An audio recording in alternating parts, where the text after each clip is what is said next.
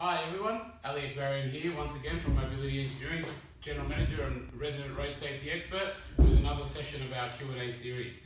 We've been offline for a couple of weeks. To be honest, I've been a little bit crook, but we're back on and back here to answer your questions. So I've got a few questions I'm going to answer today and do a few Q&A videos to bring us all up to speed. Once again, as I said, we're here happy to answer all of your questions. Our aim is to make sure Australians are travelling around safely, well-informed and well-empowered to making the right decisions. So the more questions you have, the more we can basically achieve that aim. So please bring them on. We're happy to answer them. We'll research them. We'll find them out for you if we don't know them, and we'll let you know. So another question, thanks to another question has come in from someone who asked the question before, which is Charlie out at Hi for Baby down in Melbourne. So as I said before, Hi for Baby is one of our partner organisations down in Victoria. They are all over the country with a fantastic range of services all over the country. They are renting you out all of your bits and pieces for your kids, and they also offer a fantastic child restraint fitting and rental service. What Charlie has asked me to answer today is actually something that's been published from another child restraint manufacturer, or a child restraint manufacturer, also published somewhere else online, and he's asked for us to provide some comments and feedback from the engineering and technical point of view. And this content that we've come across has been produced by Tom Hubbard at Infa Secure, and the name of the article that they've produced is 3 Across, the Magic Number.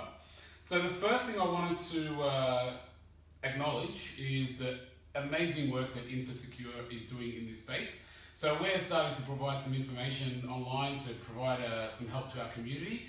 And I will definitely note that Infa has been doing this for a long time, and they are fantastic at doing this. I've read a lot of stuff that Tom has produced, and all of the stuff is great stuff and very, very beneficial to the community. So, and we work closely with Infa as well. So, and I really appreciate the fact that they do work so closely with the community, and they do listen, and they listen to the fitters, and they listen to us, and we work together, and it's a great relationship. So, so thanks very much. As soon as I saw that it came from Infa, I basically had no doubts that there was any issues with it. I actually thought it's probably going to be something great. But I thought, you know, what I'll do is I'll go through and give you some little bits and pieces of our take on it from more the automotive engineering side of things, and let's go from there. So basically, I'll give you a quick snapshot as to what Tom has written here. One of the biggest challenges for a growing family is when that third baby comes along. Fitting 3 car seats across the back seat can be a hugely stressful ordeal, but it doesn't have to be. Here are some tips and tricks and products that can make your life a lot easier, and we've got 7 of these right here. So the reason why also this question caught my eye as well, and this article caught my eye, is because this is something that we get asked all the time as well. So it's great that Tom and the guys at Infa have gone out and done a little bit of research around it and given us some hints and tips, because I absolutely agree with everything they've written here. So let's go through them. First thing they say is, let's start with the middle seat. So when you're fitting, start with the middle seat. So let's say, for example, I've got, let's just pretend that there's 3 seats here. I know there's 2 and there's 1 blank in the middle, but let's just pretend there's a third one here as well. So what Infa is suggesting, Tom is suggesting, is to start from the middle, and I would agree with that. That you fit that one first, and then it gives you some space around to start moving around. However, what I will say is it doesn't always work in the middle. There was one car I was fitting once, and I actually found that I had to fit that one first on the passenger side, then that one, and then the middle one. And it was just the way it worked. It was just the angles and the contours. So it's great to start with the middle, but you might find you'll have to stop, take the middle one out, and then come back in and start again. And there's nothing wrong with doing that. It's okay. Sometimes it might take an extra 5 minutes, an extra 10 minutes, but that's just what it is and the cost, I don't think that's that much in terms of the cost of safety. What I will recommend as a little tip is do your fittings in the evenings. So what I've always done with my family, and I've got a couple of kids, is I very rarely will do the fitting just before I'm about to leave, because when I do the fitting and mucking around with the fittings then that's when kids are in a hurry, that's when everyone's in a hurry, that's when things go wrong. So I'll always do it the night before. I'll wait for the kids to go to sleep, everyone's calm and collected, I'll get into the car and I'll muck around. That way I've got plenty of time to deal with it. So that's one tip I can give you from there. Otherwise, fantastic stuff there. Use a rear-facing seat in the middle. Awesome tip.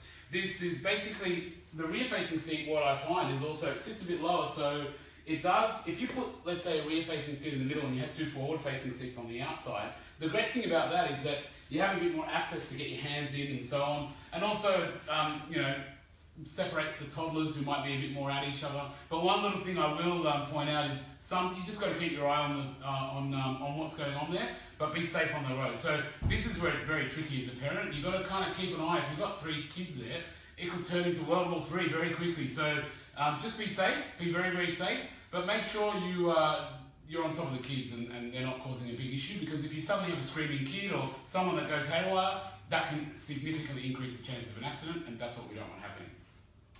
Tip number 3, it's okay if your tether straps aren't quite straight. Another great point.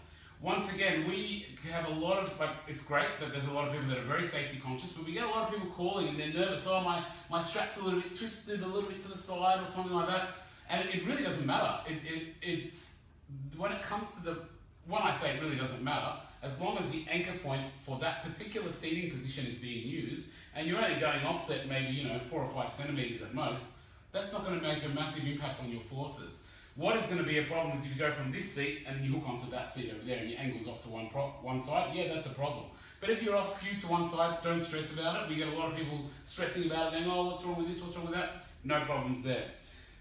Another very great tip and a good point, it's okay if your restraints touch the doors, and it's okay if they touch each other. So once again, it's pretty much impossible, even in the widest cars, to have 3 seats along each side of each other and have them not touch each other or not touch the side of the vehicle.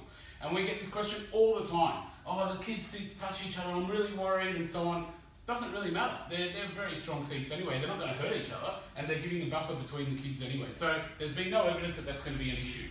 And we've actually had communication with the RMS and communication you know, with the crash lab, and they've never seen any issues around or any injuries, and they've actually tested a few little scenarios, and they've never really seen an issue for them to come and alert the public around it.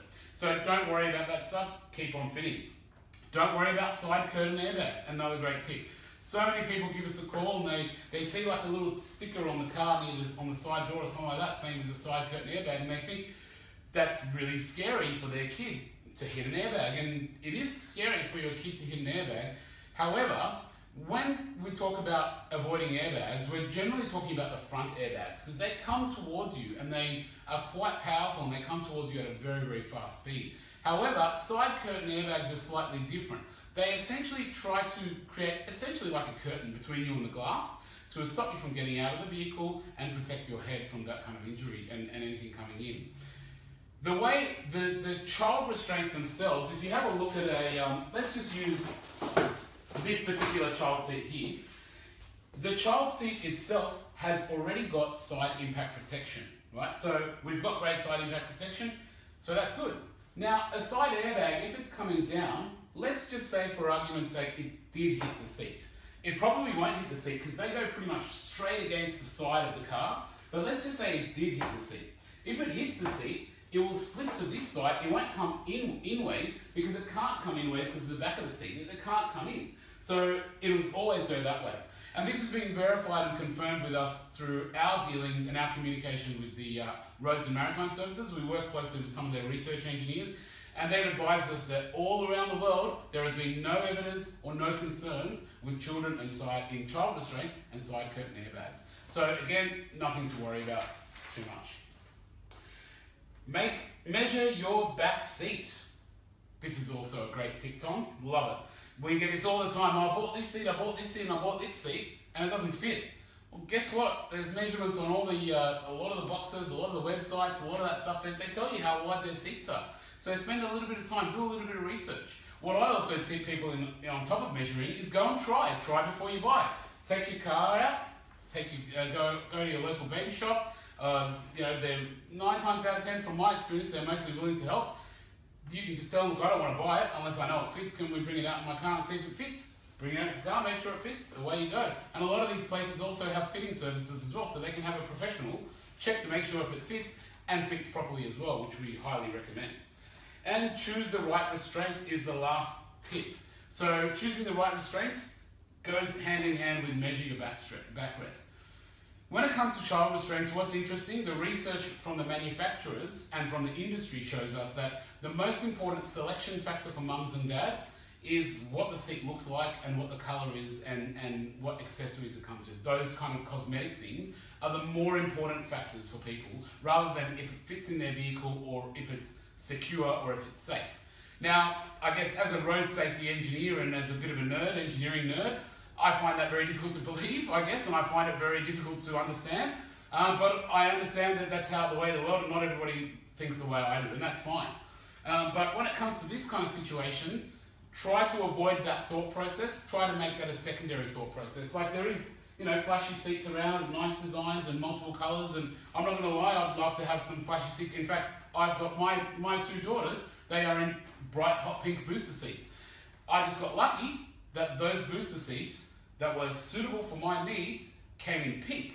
And the first thing I did was I chose the seat for the seat, and then I went and looked for something that would maybe be suitable for my kids. So I knew I needed that particular booster seat, and then lucky for me, that particular booster seat, which is also from Infa, came in hot pink. So very, very lucky, and the kids love it as well. So great little article there, Tom, and thank you for the question, Charlie. Hopefully this video gives you guys a little bit of clarity and a little bit of information.